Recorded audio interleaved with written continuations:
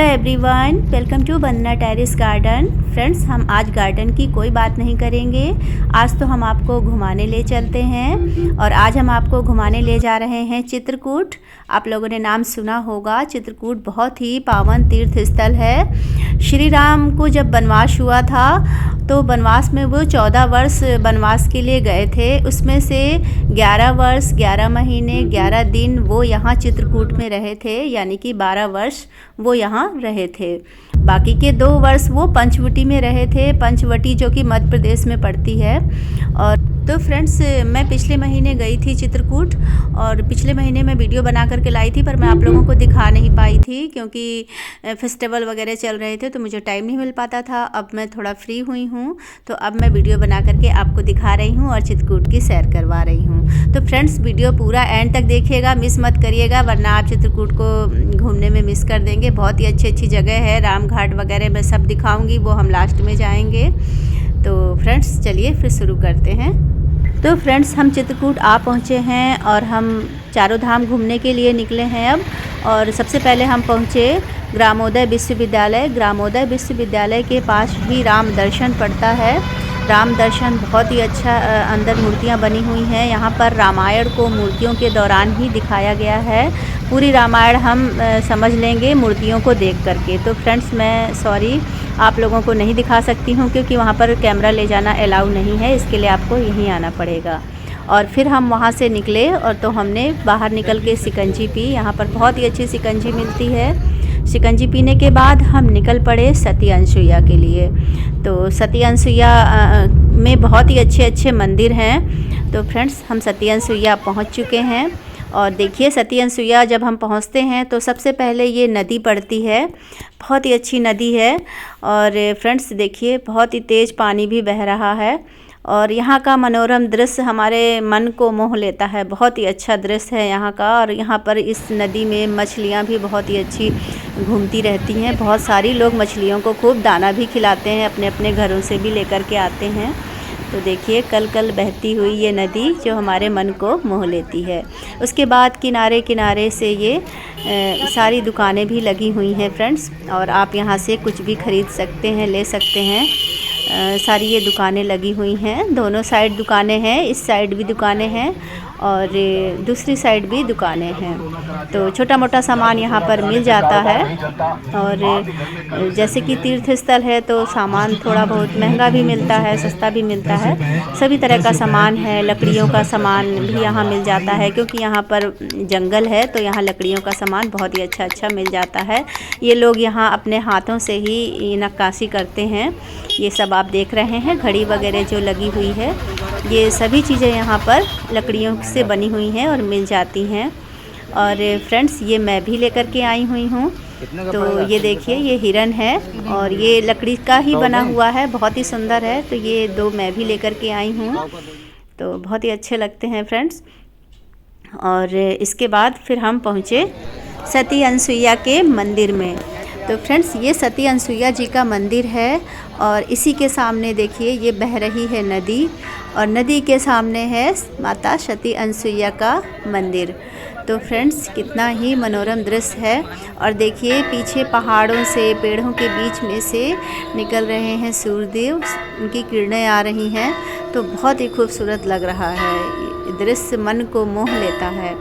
तो फ्रेंड्स, एक बार आप लोग यहाँ पर ज़रूर आइए। और यहाँ देखिए, जगह जगह पर बंदर मिल जाते हैं और बहुत सारे बंदर हैं चित्रकूट में। आपको हर जगह मिल जाएंगे ये वाले बंदर। तो और बंदर आपके हाथों से खाना भी छीन करके ले जाते हैं। तो काफ़ी तेज़ है यहाँ के बंदर। ये देखिए, बिल्कुल भी डरते नहीं हैं। और इस तरह से हम सीढ़ियों से ऊपर पहुँचे और जैसे ही हम ऊपर पहुँचते हैं तो ये 4 घोड़े बने हुए हैं। तो फ्रेंड्स, ये देखिए ये। और इसके बाद हम अंदर पहुंचते हैं और यहाँ पर फ्रेंड्स देखिए, ये सारी मूर्तियाँ बनी हुई हैं। माता सती अनसुईया के जीवन काल की जो भी घटनाएं हैं वो यहाँ पर मूर्तियों के दौरान दिखाया गया है। तो ऋषि अत्रि थे और माता अनसुईया के पति थे। तो वो दोनों यहाँ कुटिया बना के रहते थे। तो ऐसा कहा भी जाता है कि ब्रह्मा विष्णु महेश जो थे वो उन्होंने यहाँ पर सती अनसुईया के यहाँ जन्म भी लिया था, किसी कहानी के दौरान है, तो ऐसा कहा जाता है। तो जो भी उनके साथ जीवन में घटा था उन सभी का विवरण यहाँ पर मूर्तियों के दौरान ही दिखाया गया है। तो बहुत ही सुंदर सुंदर सी मूर्तियाँ हैं। ये देखिए माता अनसुईया जी हैं जो गाय से दूध निकाल रही हैं, एक मूर्ति बनी हुई है। तो बहुत ही खूबसूरत मूर्तियाँ हैं, ऐसा यहाँ से हटने का मन ही नहीं करता है, बस लगता है इन्हीं मूर्तियों को देखते रहो, अभी बोल पड़ेंगी ये मूर्तियाँ। तो इसके बाद फिर हम सती अनसुईया के यहाँ से निकल पड़े गुप्त गोदावरी के लिए। तो फ्रेंड्स, गुप्त गोदावरी यहाँ से कुछ ही दूर पर स्थित है और आपको जगह जगह ये बंदर नज़र आ जाएंगे क्योंकि यहाँ चित्रकूट में बहुत ढेर सारे बंदर हैं। तो फ्रेंड्स, हम आप पहुँचे गुप्त गोदावरी। गुप्त गोदावरी में 2 गुफाएं हैं, एक गुफा में पानी भरा होता है और एक में नहीं भरा होता है। तो फ्रेंड्स, इस गुफा में देखिए इस तरह से पानी भरा है। पहले तो बहुत ही ज़्यादा पानी था जो कमर तक रहता था, पर अब जो है पानी थोड़ा थोड़ा ही रह गया है और अंदर जाके फिर मंदिर है। तो गुप्त गोदावरी में घूमने के बाद फिर हम निकल पड़े हनुमान धारा के लिए। हनुमान धारा में हनुमान जी की बहुत ही बड़ी मूर्ति है और फ्रेंड्स, ये मूर्ति 100 मीटर की ऊंचाई पर बनी हुई है और फ्रेंड्स इसमें 618 सीढ़ियाँ हैं। तो इस तरह से जो है हम पहुंच गए हैं हनुमान धारा के पास में। और जैसे कि हर तीर्थ स्थल में किनारे किनारे ये छोटी मोटी सी दुकानें होती हैं, उसी तरह यहाँ भी छोटी मोटी दुकानें हैं और आपको ज़रूरत का हर सामान मिल जाता है। तो अब यहाँ पर हम आ पहुँचे हैं और जो हम अपनी गाड़ी वगैरह, अपने वाहन वगैरह जो भी लाते हैं वो हमें काफ़ी दूर खड़ा करना पड़ता है और फिर हमें पैदल चलना पड़ता है कुछ दूर तक और यहाँ से शुरू होती है चढ़ाई। तो फ्रेंड्स, वैसे तो यहाँ पर ट्रॉली भी चलती है पर उस दिन बंद थी ट्रॉली, तो फिर हमें सीढ़ियों से ही ऊपर जाना पड़ा।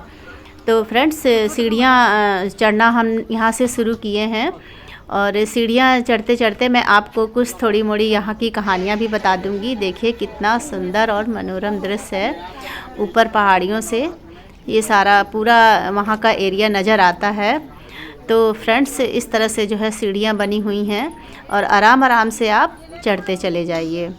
तो 618 सीढ़ियाँ हैं जिसमें हम 618 सीढ़ियाँ पार करके ऊपर हनुमान धारा में पहुँचेंगे। और इस तरह से बंदर देखिए, हर जगह बंदर मिल जाते हैं। तो बंदरों का तो यहाँ राज ही है क्योंकि यहाँ पर हनुमान जी की ही सेना यहाँ रहती थी पहले। तो फ्रेंड्स, ऐसा कहा जाता है कि जब श्री राम श्रीलंका में रावण से विजय प्राप्त करके अयोध्या वापस लौट रहे थे, उस समय बीच में चित्रकूट में कुछ दिनों के लिए रुके थे। तब हनुमान जी की, और ऐसा ये भी कहा जाता है कि हनुमान जी ने जब श्रीलंका में आग लगाई थी और उस आग को बुझाने के लिए वो यहीं पर आए थे और उनका बदन भी तप रहा था, जल रहा था। तो उनकी जलन को शांत करने के लिए श्री राम ने ये धारा प्रकट की थी, जो वो पहाड़ों से वो धारा निकली थी और हनुमान जी की बाईं भुजा से होकर के निकली थी, जिससे कि हनुमान जी को शांति मिली थी और उनका मन शांत हुआ था। तो इसीलिए ऐसा एक कहा जाता है, श्री राम ने वो धारा प्रकट की थी जो हनुमान जी के बाईं भुजा से निकली थी। तो इसीलिए इसको हनुमान धारा के नाम से जोड़ा गया है। और हनुमान धारा की मूर्ति है जो बहुत बड़ी मूर्ति है और उन्हीं के सामने वो तालाब है और वो पत्थरों से वो धारा निकलती है और वो वहाँ जाकर के गिरती है। तो इस तरह से वहाँ पर है फ्रेंड्स। अंदर तो मैं आपको नहीं दिखा पाऊँगी क्योंकि हर जगह मंदिरों में अंदर कैमरा ले जाना अलाउड नहीं होता है, पर आप जब कभी आप देखना चाहते हैं तो आपको यहीं पर आना पड़ेगा। अंदर का जो भी सीन है वो आपको देखने के लिए यहीं पर आना पड़ेगा आपको। तो इस तरह से सीढ़ियों से हमें चढ़ते चले जाना है। और ये वहाँ पर देखिए इस तरह से यहाँ पर ये जानवर भी दिख जाते हैं क्योंकि जंगली एरिया है, पहाड़ है। तो ये देखिए ये बकरी यहाँ पर जो है घास चर रही है और आपको यहाँ हिरन और शेर वगैरह भी कभी कभी दिख जाते हैं।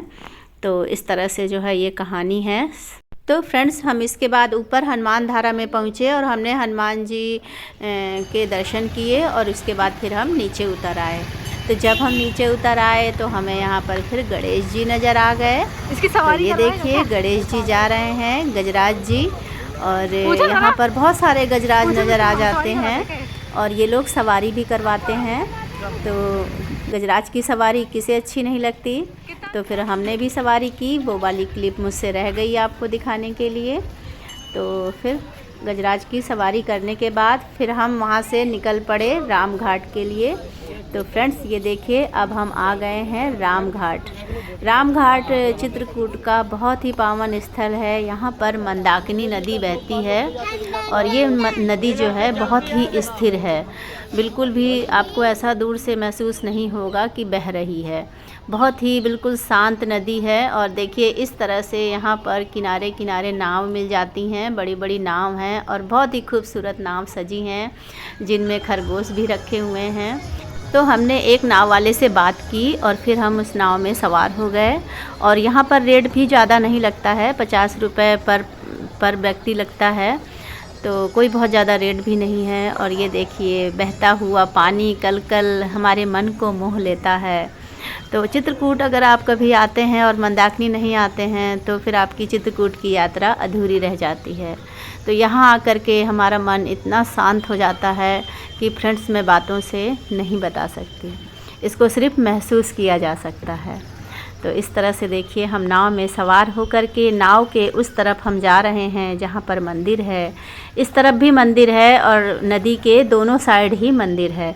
तो इस तरफ से हमें चढ़ कर के उस तरफ जाना होता है। और शाम को, अभी तो शाम के 5 बजे हैं, 7 बजे का समय है। अब ये 7 बजे के समय आरती का टाइम हो जाएगा। तो यहाँ की आरती बहुत ही ज़्यादा फेमस है। तो यहाँ की आरती देखने के लिए बहुत दूर दूर से लोग आते हैं। तो अब शाम के 7 बज चुके हैं और 7 बजे के टाइम मैं आप लोगों को आरती के दर्शन कराऊंगी। यहाँ पर सीढ़ियों में बैठ कर के लोग जो है आरती का आनंद लेते हैं। बहुत ही अच्छा लगता है, मन को मोह लेता है। तो फ्रेंड्स बस कुछ ही देर में आरती शुरू होने वाली है। और फ्रेंड्स रात के समय कितना खूबसूरत लग रहा है ये दृश्य। तो फ्रेंड्स देखिए आरती शुरू हो चुकी है और बहुत दूर दूर से लोग आते हैं यहाँ पर आरती को देखने के लिए। तो अगर आपको भी देखना है तो यहाँ पर रात को आपको रुकना पड़ेगा, शाम को, तभी आप इस सुंदर नज़ारे को देख पाएंगे। देखिए बहुत ही खूबसूरत लग रहा है ये दृश्य।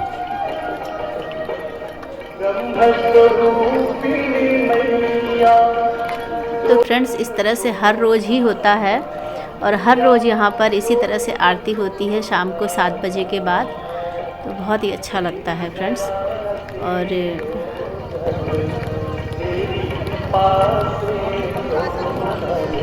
फ्रेंड्स इस मंदाकिनी नदी को पैसनी नदी भी कहा जाता है।